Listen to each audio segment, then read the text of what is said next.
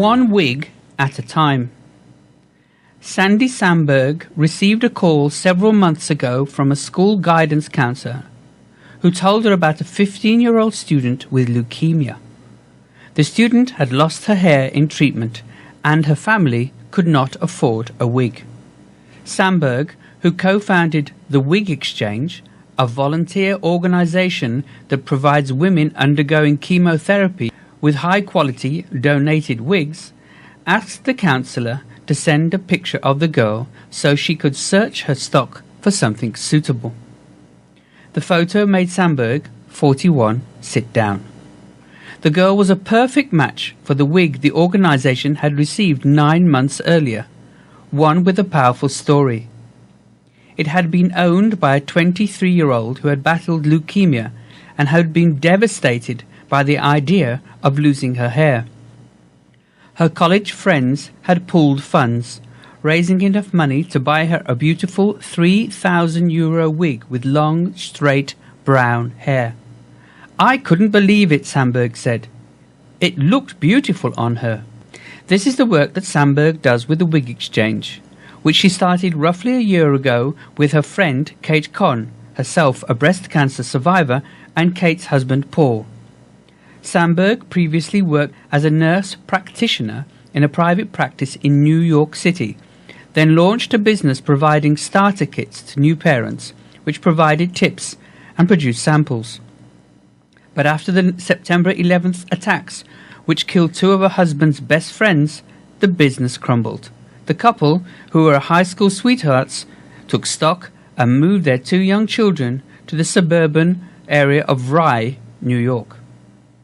After moving, Sandberg, a self-proclaimed type A workaholic who took no maternity leave after the birth of her sons, now 13 and 14, decided to take some time off.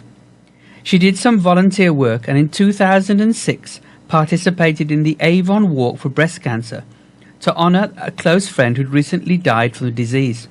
A year later, Sandberg and some of her friends started a team from Rye, which morphed into Soul Riders, a volunteer organisation that raises money for the Avon Foundation and also donates funds to help address unmet cancer-related needs in the Rye community. While running Soul Riders, Sandberg occasionally heard from women undergoing chemotherapy who needed a wig but could not afford one. "I began to do some research and found that high-quality wigs are thousands of dollars," she said. "For a human hair wig, it can be $3,000, $4,000, $5,000. I was blown away." Around the same time, her friend Con had finished treatment and was wondering what to do with the beautiful human hair wig.